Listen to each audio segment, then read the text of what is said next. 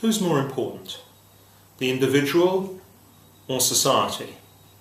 Now, you know, Mrs. Thatcher famously said, there is no such thing as society. What is the Jewish rabbinic teaching on this important and fundamental question? Well, to answer this question in typical Jewish fashion, I would like to ask another question. The Torah commands us in terms of the relationship between employer and employee in Leviticus chapter 19, verse 13. A daily hired worker's wage should not be withheld by you, i.e. the employer, overnight until morning. In other words, wages have to be paid promptly on the due agreed date.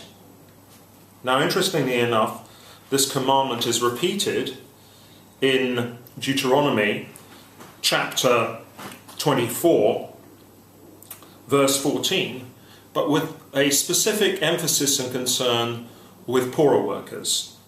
The verse states, "You must not withhold the wages of a poor or destitute hired worker, regardless of whether he is one of your brothers, one of your converts in your land, or a resident alien within your cities.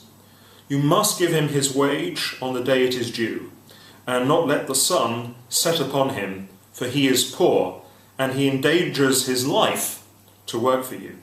Do not cause him to cry out to God against you, for then the punishment for this sin will be upon you even more quickly." What has this got to do with the individual and society? Well, there's a wonderful question that is posed by nearly all the classic rabbinic commentators on the Torah. And I particularly love this question because it gives a wonderful insight, if you will, into our relationship, the Jewish relationship with God, and, if you will, the chutzpah, the kind of almost cheek that we have, the kind of intimacy in terms of our expectations of him and his expectations of us. And the question goes as follows.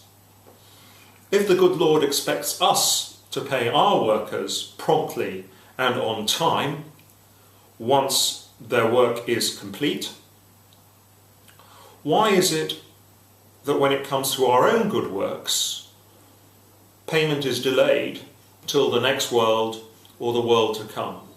If we do good works in this world, why aren't we paid once we finish our work promptly? In effect, the rabbis are saying to God that he has to live up to the very standards that he sets for us, that there should be no intimation of divine hypocrisy, God forbid. And the answer that's given by the Lubavitcher Rebbe, for me, is particularly profound, but relevant to the question that we raised right at the top. The Rebbe answers this question in the following fashion. What we need to understand is, in terms of the good works that we do as individuals in this world, our relationship with the Almighty is not one of an individual worker with an employer, but rather a group of workers who are working collectively to try and create heaven on earth. And this is an ongoing, multi-generational task. So therefore, in effect, we are working as a team, together with our fellow human beings, on an extremely long-term, ongoing project. The project has not yet been finished. Each and every one of us has a significant contribution to make to the project. But this multi-generational project will only be truly complete and finished once we have succeeded in creating an abode on this earth which is worthy of the divine presence. Only then is the job truly finished, and only then will we receive our reward. Now, what I take out of this answer is that in terms of the way that we see ourselves and the work and good works that we do,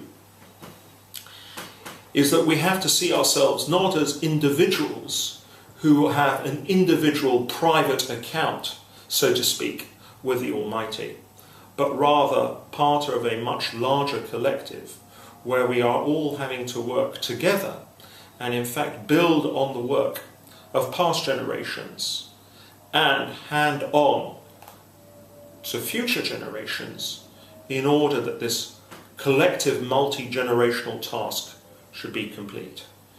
In other words, we need to see ourselves primarily as members of the group rather than individuals. So, what's more important? Society or the individual?